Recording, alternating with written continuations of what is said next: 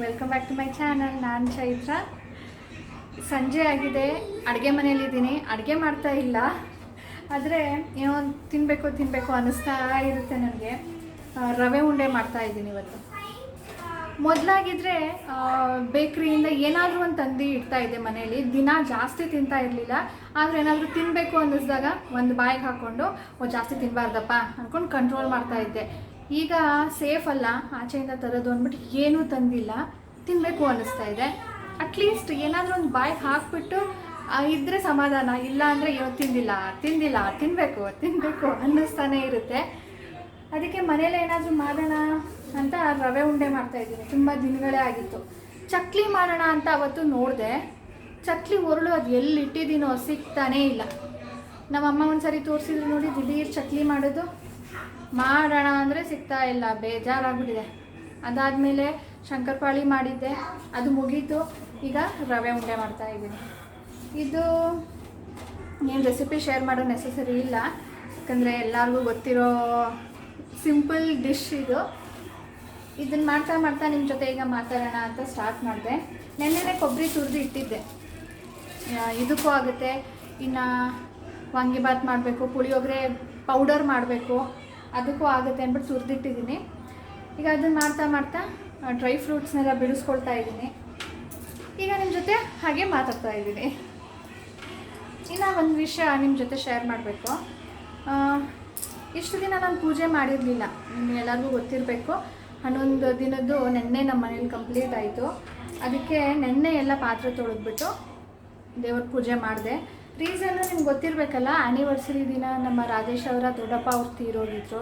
ಹಾಗಾಗಿ ನಾವು ಪೂಜೆ ಮಾಡಿರಲಿಲ್ಲ. ಅದ್ರ ಮುಂಚೆ ಒಂದು ವಾರ ಆಗಿಬಿಟ್ಟಿತ್ತು ನಾನು ದೇವ್ರ ಪಾತ್ರೆ ತೊಳೆದು. ಅವತ್ತಿನ ದಿನ ಆ್ಯನಿವರ್ಸರಿ ದಿನ ವಾಶ್ ಮಾಡಿ ಪೂಜೆ ಮಾಡೋಣ ಅಂತ ಮಾಡಿರಲಿಲ್ಲ ನಾನು ಅದ್ರ ಮುಂಚೆ. ಅವತ್ತಿನ ದಿನ ಹಾಗಾಯಿತು. ಹಾಗಾಗಿ ನಮ್ಮ ದೇವ್ರ ಮನೆ ಪಾತ್ರೆ ಎಲ್ಲ ಸ್ವಲ್ಪ ಡಾರ್ಕ್ ಟರ್ನ್ ಆಗಿಬಿಟ್ಟಿತ್ತು. ಒಂದು ವಾರಕ್ಕೇ ಸ್ವಲ್ಪ ಡಾರ್ಕ್ ಆಗ್ತಾ ಇರುತ್ತೆ. 2 weeks, more than 2 weeks 3 weeks ಆಗ್ತಾ ಬಂತು. ಅದಕ್ಕೆ ತುಂಬಾ ಡಾರ್ಕ್ ಆಗಿಬಿಟ್ಟಿತ್ತು. ಈಗ ಅದಕ್ಕೆ ಏನು ಮಾಡಲಿ, ಪೀತಾಂಬರಿ ಯೂಸ್ ಮಾಡಿದ್ರೆ, ನಿಮ್ಮಲ್ಲಿ ತುಂಬ ಜನ ಹೇಳ್ತೀರ ಪೀತಾಂಬರಿ ಯೂಸ್ ಮಾಡಿ ತುಂಬ ಬೇಗ ಹೋಗುತ್ತೆ ಅಂತ. ಆದರೆ ಪೀತಾಂಬರಿ ಯೂಸ್ ಮಾಡಿದಾಗ ಎಷ್ಟು ಬೇಗ ಆ ಕಲೆಗಳು ಹೋಗುತ್ತೋ ಅಷ್ಟೇ ಬೇಗ ಕಪ್ಪಗಾಗೋದಕ್ಕೆ ಶುರು ಆಗುತ್ತೆ. ನೀವು ಅಬ್ಸರ್ವ್ ಮಾಡಿ ಬೇಕಿದ್ರೆ, ಏನು ಹುಣಸೆ ಹಣ್ಣು ಸಬೀನ ನಾನು ಯೂಶ್ವಲಿ ಯೂಸ್ ಮಾಡೋದು. ಅದು ಎರಡು ಬಿಟ್ಟು ನಾವು ಪೀತಾಂಬರಿ ಯೂಸ್ ಮಾಡಿದಾಗ ವಿತಿನ್ ಅ ವೀಕ್ ಡಾರ್ಕ್ ಆಗುತ್ತೆ. ನಾವು ಹುಣಸೆ ಹಣ್ಣಲ್ಲಿ ತೊಳೆದಾಗ 1 ವೀಕ್ಗೆ ಅದು ತುಂಬ ಡಾರ್ಕ್ ಅನಿಸಲ್ಲ. ಬಟ್ ಪೀತಾಂಬರಿ ಕಂಪೇರ್ ಮಾಡಿದ್ರೆ ಪೀತಾಂಬರಿದು ತುಂಬ ಡಾರ್ಕ್ ಅನಿಸುತ್ತೆ. ಅದಕ್ಕೆ ನಾನು ಅಷ್ಟೊಂದು ಅದನ್ನು ಪ್ರಿಫರ್ ಮಾಡಲ್ಲ. ಪರವಾಗಿಲ್ಲ, ಹುಣಸೆ ಹಣ್ಣಲ್ಲೇ ಸ್ವಲ್ಪ ಎಕ್ಸ್ಟ್ರಾ ಟೈಮ್ ಹಿಡಿಸುತ್ತೆ, ಬಟ್ ಒಂದು ವಾರದ ತನಕ ಅದು ಚೆನ್ನಾಗಿರುತ್ತೆ. ಹಾಗಾಗಿ ಈ ಸರಿ ಒಂದು ಹೊಸ ಸೊಲ್ಯೂಷನ್ನ ಟ್ರೈ ಮಾಡಿದೆ. ಈ ಸೊಲ್ಯೂಷನ್ ಹೇಳಿದ್ದು ನನಗೆ ನಮ್ಮ ಸಬ್ಸ್ಕ್ರೈಬರ್ ಸಾವಿತ್ರಿ ಅಂತ ಲಾಂಗ್ ಬ್ಯಾಕ್ ಹೇಳಿದರು. ಬಟ್ ನನಗೆ ಅದನ್ನು ಸಿಚುವೇಶನ್ ಬಂದಿರಲಿಲ್ಲ. ಅವರು ಹೇಳಿದರು ನನಗೆ ತಾಮ್ರದ್ದಾಗಿರ್ಬೋದು, ಹಿತ್ತಾಳೆದಾಗಿರ್ಬೋದು, ಎಷ್ಟೇ ಕಪ್ಪಗಿದ್ರೂ ತುಂಬ ಬೇಗ ಅದು ಬೆಳ್ಳಗಾಗುತ್ತೆ, ಜಾಸ್ತಿ ಏನು ಉಜ್ಜಬೇಕಾಗಿಲ್ಲ, ಜಾಸ್ತಿ ಟೈಮ್ ಹಿಡಿಸಲ್ಲ, ತುಂಬ ಈಸಿಯಾಗಿ ಹೋಗುತ್ತೆ ಅದು ಅಂತ. ನಮ್ಮ ಮನೇಲಿ ಅಷ್ಟೊಂದು ಕಪ್ಪಗಾಗಿದ್ದು ಪಾತ್ರೆಗಳು ಯಾವುದೂ ಇರಲಿಲ್ಲ, ಹಾಗಾಗಿ ನಾನು ಮಾಡಿರಲಿಲ್ಲ. ಈಗ ಇದು ಹೇಗಿದ್ರು ದೇವ್ರ ಪಾತ್ರೆ ಸ್ವಲ್ಪ ಕಪ್ಪಗಾಗ್ತಾ ಇತ್ತಲ್ಲ, ಟ್ರೈ ಮಾಡೋಣ ಅಂತ ಟ್ರೈ ಮಾಡಿದೆ. ಅದರ ಲೈವ್ ರಿಸಲ್ಟ್ ನಿಮ್ಮ ಜೊತೆ ಇವತ್ತು ಶೇರ್ ಮಾಡ್ತೀನಿ. ಅವರು ಹೇಳಿದ್ದು ಏನು, ನಾನು ಹೇಗೆ ಅದನ್ನು ಮಾಡಿದೆ, ಅದರ ರಿಸಲ್ಟ್ ಏನು ಅಂತ ಈಗ ನೋಡ್ತಾ ಇರಿ. ನಾನು ಇದೆಲ್ಲ ಆದಮೇಲೆ ನಿಮ್ಮನ್ನು ಮೀಟ್ ಮಾಡ್ತೀನಿ. ಈ ಸೊಲ್ಯೂಷನ್ ಮಾಡೋದಕ್ಕೆ ಏನೇನು ಬೇಕು ಅನ್ನೋ ಹಾಗಿದ್ರೆ, ಮೊದಲಿಗೆ 2 ಸ್ಪೂನಷ್ಟು ನಿಂಬೆಹಣ್ಣಿನ ರಸ ಬೇಕು. Next 2 spoons vinegar. ಇದಾದಮೇಲೆ 1 ಸ್ಪೂನಷ್ಟು ಉಪ್ಪು, ಮತ್ತೊಂದು spoon dish washer, liquid dish wash ಬರುತ್ತಲ್ಲ, ಅಂದರೆ ಈ ವಿಮ್ ಬರುತ್ತೆ ನೋಡಿ, ವಿಮ್ ಪ್ರಿಲ್, ಅದು 1 ಸ್ಪೂನ್ ಹಾಕ್ಕೊಂಡು ಚೆನ್ನಾಗಿ ಮಿಕ್ಸ್ ಮಾಡಬೇಕು. ಇದು ಸಾಲ್ಟ್ ಡಿಸಾಲ್ವ್ ಆಗೋ ತನಕ ಕೂಡ ಚೆನ್ನಾಗಿ ಅಲ್ಲಾಡಿಸಿ ಮಿಕ್ಸ್ ಮಾಡಬೇಕು. ಇದಾದಮೇಲೆ ನಾನು ನಿಮಗೆ ತೋರಿಸ್ತಾ ಇದ್ದೀನಿ ನನ್ನ ಪಾತ್ರೆ ಹೇಗಾಗಿದೆ ಅಂತ. ಕಲರ್ ನಿಮಗೆ ಮೊದಲು ಹೇಗಿತ್ತು ಆಮೇಲೆ ಹೇಗಿತ್ತು ಅಂತ ನೋಡೋದಕ್ಕೆ, ಕಂಪೇರ್ ಮಾಡೋದಕ್ಕೆ ಈಸಿ ಆಗುತ್ತಲ್ವ. ತುಂಬ ಜಾಸ್ತಿ ಕಪ್ಪಗಾಗೋದು ಈ ದೀಪ, ಯಾಕಂದರೆ ಇದು 24 ಅವರ್ ಉರಿತಾನೇ ಇರುತ್ತೆ, ತುಂಬ ಕಪ್ಪಗಾಗುತ್ತೆ ಇದು. ಸೊ ಇದು ಹೀಗಿದೆ ನೋಡಿ. ಈಗ ಪ್ರಾಸೆಸ್ ಸ್ಟಾರ್ಟ್ ಮಾಡೋಣ. ಇದನ್ನು ನಾನು ಜಸ್ಟ್ ಅಪ್ಲೈ ಮಾಡಿ ಇಡೋಣ ಒಂದು ಸಾರಿ ಅಂತ ಜಸ್ಟ್ ಕೈಯಲ್ಲೇ ಡಿಪ್ ಮಾಡಿಬಿಟ್ಟು, ಹುಣಸೆ ಹಣ್ಣು ಹೇಗೆ ಅಪ್ಲೈ ಮಾಡ್ತೀವಲ್ಲ ಆ ಥರ ಮಾಡೋಣ ಅಂತ ಅಪ್ಲೈ ಮಾಡಬೇಕಾದ್ರೇ ತುಂಬ ಈಸಿಯಾಗಿ ಬಿಟ್ಕೊಳ್ತಾ ಇತ್ತು, ಕೊಳೆ ಕಪ್ಗಿರೋದೆಲ್ಲ ಹೋಗ್ತಾ ಇತ್ತು. ಸೊ ಇದೊಂಥರ ತುಂಬ ಚೆನ್ನಾಗಿದೆ, ತುಂಬ ಈಸಿಯಾಗಿ, ಎಸ್ಪೆಷಲಿ ದೊಡ್ಡ ದೊಡ್ಡ ಪಾತ್ರೆ ಇರುತ್ತಲ್ವ ಅದನ್ನೆಲ್ಲ ಈ ಥರ ವಾಶ್ ಮಾಡ್ಬೋದು. ನಾನು ನಿಮಗೆ ತೋರಿಸೋದಕ್ಕೆ ಅಂತ ಒಂದು ಪಾತ್ರೆಯಲ್ಲಿ ನೀರು ತೊಗೊಂಡು ವಾಶ್ ಮಾಡ್ತಾಯಿದ್ದೀನಿ. ಇದನ್ನು 2 ಸಾರಿ ವಾಶ್ ಮಾಡಿ, ಇಲ್ಲಾಂದರೆ ಕರೆಗಳು ಮಿಕ್ಕೊಳ್ಳುತ್ತೆ.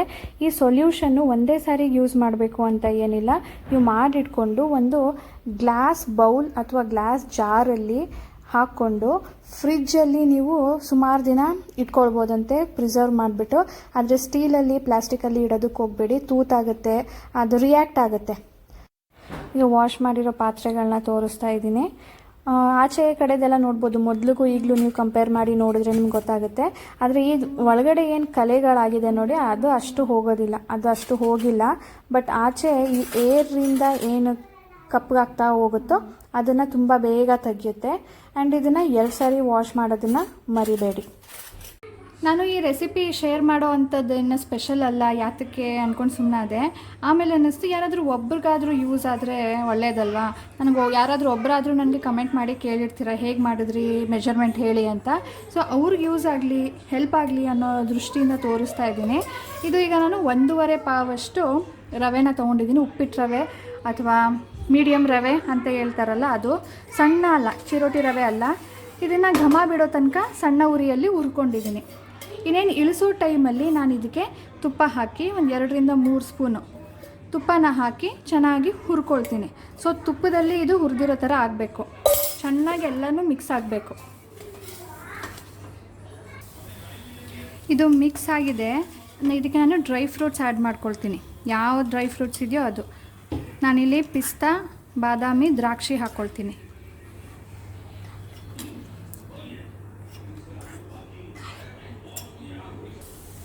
ದ್ರಾಕ್ಷಿ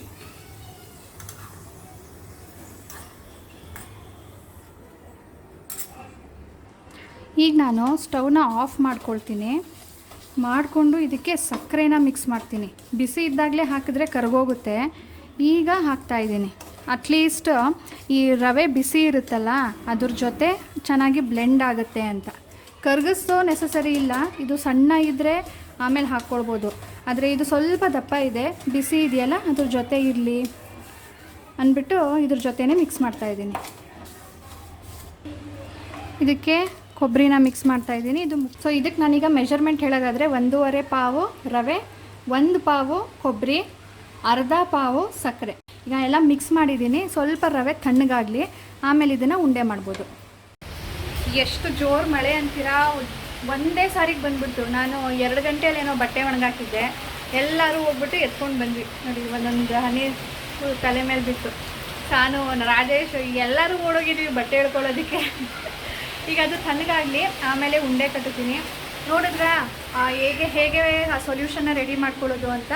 ನಾವೊಂದು ನೀವು ಇದರಲ್ಲಿ ಏನು ಗಮನ ಮಾಡಬೇಕು ಅಂದರೆ, 2 ಸಾರಿ ನೀವು ವಾಶ್ ಮಾಡಬೇಕು. 1 ಸಾರಿ ನೀರಲ್ಲಿ, ಆಮೇಲೆ ಎಲ್ಲ ವಾಶ್ ಆದಮೇಲೆ ಮತ್ತೆ ಇನ್ನೂ 1 ಸಾರಿ ಕ್ಲೀನ್ ನೀರಲ್ಲಿ ವಾಶ್ ಮಾಡಾದಮೇಲೆ ಸ್ವಲ್ಪ ನೀರು ಸೋರಿದ್ಮೇಲೆ ಹರಡಿಟ್ಬಿಡಿ. ಸೋರಿದ್ಮೇಲೆ ಒಂದು ಒಳ್ಳೆ ಬಟ್ಟೆ, ಡ್ರೈ ಬಟ್ಟೆಯಲ್ಲಿ ಒರೆಸ್ಬೇಕು ನೀಟಾಗಿ. ಒರೆಸ್ಲಿಲ್ಲ ಅಂದರೆ ಏನಾಗುತ್ತೆ, ಕಲೆ ಕಾಣುತ್ತೆ. ನಾವು ವಾಶ್ ಮಾಡಿಲ್ವೇನೋ, ಮೊದಲಿತ್ತಲ್ಲ ಹಾಗೆ ಕಾಣುತ್ತೆ. ಹಾಗಾಗಿ ನೀವೇನಾದರೂ ಈ ಥರ ಟ್ರೈ ಮಾಡಿದೆ, ಡ್ರೈ ಬಟ್ಟೆಯಲ್ಲಿ ಒರೆಸೋದನ್ನು ಮಾತ್ರ ಮರಿಬೇಡಿ. ಇಲ್ಲಾಂದರೆ ಮಾರನೇ ದಿನಕ್ಕೇ ಕಲೆ ಕಾಣೋಕ್ಕೆ ಶುರು ಆಗುತ್ತೆ. ಈ ಥರ ಒಂದು ಸಾರಿ ಟ್ರೈ ಮಾಡಿ, ನಿಮ್ಗೆ ಯೂಸ್ ಆಯಿತಾ ತಿಳಿಸಿ. ಇಷ್ಟೊತ್ತು ಸಾನು ಇದ್ಲು ಇಲ್ಲೇ, ಅವಳ ಫ್ರೆಂಡ್ಸ್ ಎಲ್ಲ ಕುತ್ಕೊಂಡು ಆಟಾಡ್ತಿದ್ರು.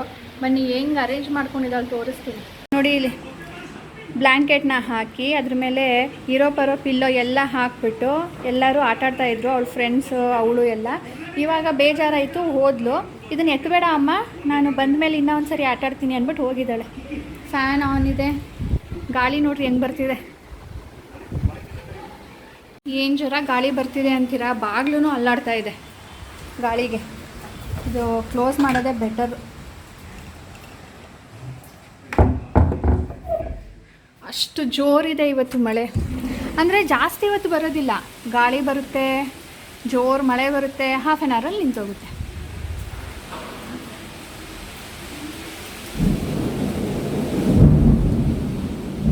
ಗುಡುಗು ಮಿಂಚು.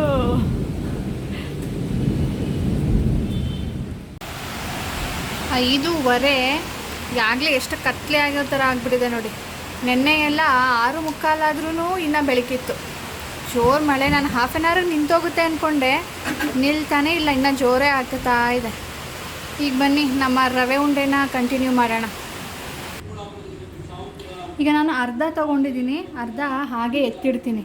ಯಾಕಂದರೆ ಇದು ತುಂಬ ಬೇಗ ವಾಸನೆ ಬಂದುಬಿಡುತ್ತೆ. ಜಾಸ್ತಿ ಮಾಡಿಟ್ರೆ ಒಂದು 3 ದಿನಕ್ಕೆ ಆಗೋಷ್ಟು ಮಾಡ್ಕೊತೀನಿ, ಆಮೇಲೆ ಮತ್ತೊಮ್ಮೆ ಉಂಡೆ ಮಾಡ್ಕೊಳ್ತೀನಿ. ಹಾಲು ಬಿಸಿ ಮಾಡ್ಕೊಂಡಿದ್ದೀನಿ, ಮಾಡಿ ಹಾಕ್ಕೊಂಡಿದ್ದೀನಿ. ಸ್ವಲ್ಪನೇ, ಜಾಸ್ತಿ ಹಾಕ್ಕೊಳ್ಬೇಡಿ, ತುಂಬ ಒದ್ದೆ ಆಗಿಬಿಡುತ್ತೆ, ಜಾಸ್ತಿ ದಿನ ಇಡೋದಕ್ಕಾಗೋದಿಲ್ಲ. ಕಾಯಿನ, ಕೊಬ್ಬರಿ ತುರಿನ ಇನ್ನು ಸ್ವಲ್ಪ ನಾನು ಮಿಕ್ಸ್ ಮಾಡಿಕೊಂಡೆ. ಸ್ವಲ್ಪ ಕಡಿಮೆ ಇದೆ, ಜಾಸ್ತಿ ಇರ್ಬೋದು ಆಗುತ್ತೆ ಅಂತ ಅನ್ನಿಸ್ತು. ಈಗ ಇನ್ನೂ ಒಂದು ಮರ್ತಿದ್ದೇನು ಅಂದರೆ ಏಲಕ್ಕಿ ಪುಡಿ ಮತ್ತು ಲವಂಗ. ಡ್ರೈ ಫ್ರೂಟ್ಸ್ನ ನಾವು ಯಾವಾಗ ಫ್ರೈ ಮಾಡ್ತೀವಲ್ಲ ಅದ್ರ ಜೊತೆನೇ ಸ್ವಲ್ಪ ಲವಂಗ ಹಾಕ್ಕೊಂಡಾಗ ಅದ್ರ ಫ್ಲೇವರು ತುಪ್ಪದ ಜೊತೆ ಸೇರಿಕೊಂಡು ಇದಕ್ಕೆ ಸೇರಿಕೊಂಡಾಗ ಚೆನ್ನಾಗಿ ಬರುತ್ತೆ, ಅದರ ಘಮ ಚೆನ್ನಾಗಿ ಬಿಡುತ್ತೆ. ನೋಡಿ ಸಾಕು, ಹಾಲು ಇಷ್ಟೇ ನೋಡಿಪ್ಪ, ಇಷ್ಟು ಮಾಡಿದ್ದೀನಿ. ಇನ್ನು ಇಷ್ಟು ಮಿಕ್ಕಿದೆ, ಇದನ್ನು ಒಂದು ಕವರಲ್ಲಿ ಹಾಕಿ ಎತ್ತಿಡ್ತೀನಿ. ನಾನು ಸುಮಾರು ಜನನ ನೋಡಿರೋ ಪ್ರಕಾರ ಹಾಲಲ್ಲಿ ಉಂಡೆನ ಮಾಡೋದಿಲ್ಲ, ತುಂಬ ಬೇಗ ಕೆಟ್ಟೋಗುತ್ತೆ ಅಂತ ನೀರಲ್ಲಿ ಮಾಡ್ತಾರೆ. ನೀರಲ್ಲಿ ಅಷ್ಟೊಂದು ಟೇಸ್ಟ್ ಇರೋದಿಲ್ಲಪ್ಪ, ನನಗೆ ಹೀಗೆ ಇಷ್ಟ ಆಗೋದು. ಅದಕ್ಕೆ ಜಾಸ್ತಿ ದಿನ ಇಡೋದಿಲ್ಲ, ಒಂದು 3 to 4 days ಆಗೋಷ್ಟು ಮಾತ್ರನೇ ಇಟ್ಕೊಂಡು ಆಮೇಲೆ ಬೇಕಿದ್ರೆ ಮಾಡ್ಕೊಳ್ಳೋದು.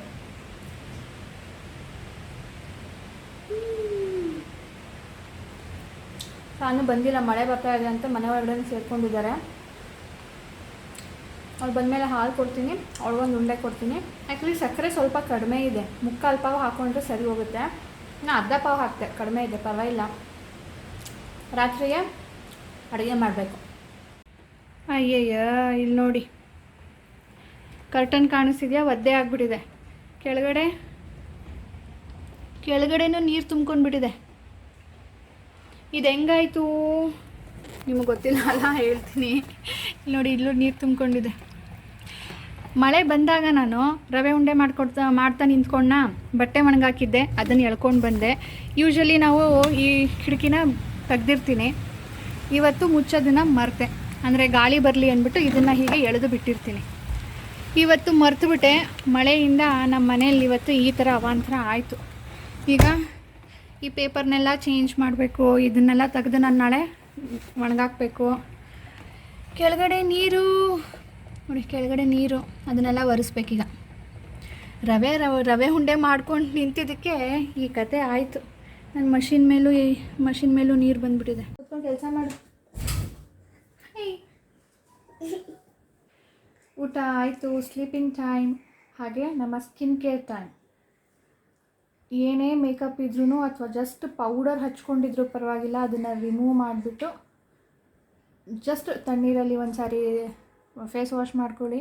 ಇಲ್ಲಾಂದರೆ ಟೋನರ್ ಯೂಸ್ ಮಾಡಿಬಿಟ್ಟು ಒಂದು ವೈಪಿಂದ ತೆಗೆದುಬಿಡಿ. ಲಿಪ್ಗೆ ಲಿಪ್ ಬಾಮ್, ಫೇಸ್ಗೆ ನಮ್ಮ night serum, homemade face glow serum. Serum ಅಂದರೆ ಕ್ರೀಮು. ಕ್ರೀಮು. ಸಾನು ರಾತ್ರಿ ಹೊತ್ತು ಕ್ರೀಮ್ ಹಚ್ಕೊಳ್ತಾಳೆ, ಬೆಳಿಗ್ಗೆ ಹೊತ್ತು ಟೈಮ್ ಇರೋದಿಲ್ಲ ಅವಳಿಗೆ ಅಷ್ಟೊಂದೆಲ್ಲ ಹಚ್ಕೊಳ್ಳೋದಕ್ಕೆ. ಸೊ ರಾತ್ರಿ ಹೊತ್ತು ಪುರ್ಸೊತ್ತಾಗಿ ಕೂತ್ಕೊಂಡು ಹಚ್ಕೊಳ್ತಾಳೆ. ಬೇಬಿ ಪ್ರಾಡಕ್ಟ್ಸ್ನ ಯಾವ್ದು ಯೂಸ್ ಮಾಡ್ತೀರಾ ಅಂತ ಒಬ್ಬರು ಕೇಳಿದರು. ಮೊದಲು ನಾನು ಹಿಮಾಲಯದ ಯೂಸ್ ಮಾಡ್ತಾಯಿದ್ದೆ, ಈಗ ಕೊಡು ಇದೆ ಮಾಮ್ ಆ್ಯಂಡ್ ವರ್ಲ್ಡ್ ಅಂತ ಯೂಸ್ ಮಾಡ್ತಾಯಿದ್ದೀನಿ. ಶ್ಯಾಂಪು 2 times ಯೂಸ್ ಮಾಡಿದ್ದೀನಿ ಇದನ್ನು. ಇವಾಗ ಯಾಕೋ ನನಗೆ ಜಿಡ್ಡು ಹೋಗ್ತಾ ಇಲ್ಲ ಅಂತ ಅನ್ನಿಸ್ತಾ ಇದೆ, ಅದಕ್ಕೆ ಚೇಂಜ್ ಮಾಡಬೇಕು ಅಂತ ಇದ್ದೀನಿ. ಆ್ಯಂಡ್ ಇದು ಬಾಡಿ ಲೋಷನ್ ಕೈಗಳಿಗೆ ಕಾಲುಗಳಿಗೆ ಹಚ್ಕೊಳ್ತಾಳೆ. ಆ್ಯಂಡ್ ಹಿಮ್ಮಡಿ ಹೊಡಿಬಾರ್ದು ಅಂದರೆ ಅಲ್ಲಿಗೂ ಕೂಡ ಅಪ್ಲೈ ಮಾಡಬೇಕು. ಇದನ್ನೇ ಅಪ್ಲೈ ಮಾಡಿಸ್ತೀನಿ. ಆಚೆ ಎಲ್ಲ ಆಟಾಡ್ತಾರೆ ಅಲ್ವ ಧೂಳಲ್ಲಿ, ತುಂಬ ಬೇಗ ಡ್ರೈ ಆಗಿಬಿಟ್ಟು ಹೊಡ್ಕೊಳ್ಳುತ್ತೆ. ಅದಕ್ಕೆ ಅಲ್ಲಿಗೂ ಡೈಲಿ ಮಲ್ಕೊಳ್ಬೇಕಾದ್ರೆ ಕಾಲು ತೊಳೆದ್ಬಿಟ್ಟು ಹಚ್ಕೊಳ್ಬೇಕು. ಸೊ ಇದು ರುಟೀನ್ ಅವಳದು, ನಂದು. ನಾನೀಗ ಬಾಡಿ ಲೋಷನ್ ಹಚ್ಕೊಳ್ಬೇಕು. ಮತ್ತು ದಿನ ಹೀಗೆ ಎಂಡ್ ಆಗುತ್ತೆ. ಈಗ ಈ ವಿಡಿಯೋನ ಕೂಡ ಇಲ್ಲಿಗೆ ಎಂಡ್ ಮಾಡ್ತೀನಿ. ಸಿಗೋಣ ನೆಕ್ಸ್ಟ್ ವಿಡಿಯೋಲಿ.